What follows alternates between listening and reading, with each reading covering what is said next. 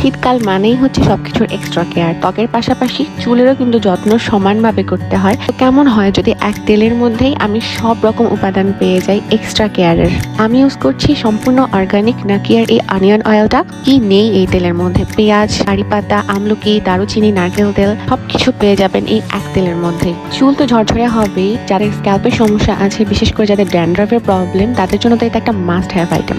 আর চুল পড়তে এখন আর বাচ্চার মা হওয়া লাগে না, এটা এখন একটা ওয়ার্ল্ড ওয়াইড কমন প্রবলেম। চুল যাদের পড়ছে তারা কিন্তু ইজিলি আপনাদের হেয়ার কেয়ার রুটিনে এই অয়েলটা রাখতে পারেন। অয়েলটা স্ক্যাল্প আর চুলে অ্যাপ্লাই করার পর আমি 4 থেকে 5 ঘন্টা রেখেছিলাম। আপনারা চাইলে ওভারনাইটও রাখতে পারেন। অ্যান্ড ওয়াশ করার পরে just look at my hair, it's so shiny.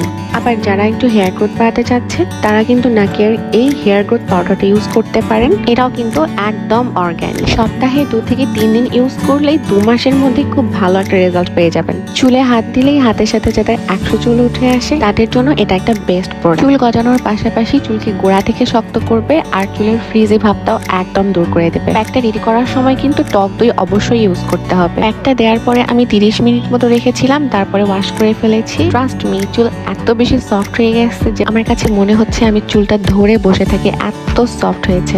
এই অ্যামেজিং প্রোডাক্ট দুটো আপনারা পেয়ে যাবেন নাকিয়া পেজ থেকে। এই হচ্ছে আমার উইন্টার হেয়ার কেয়ার রুটিন। আজকে এ পর্যন্তই। Till then take care, bye bye, and thanks for watching.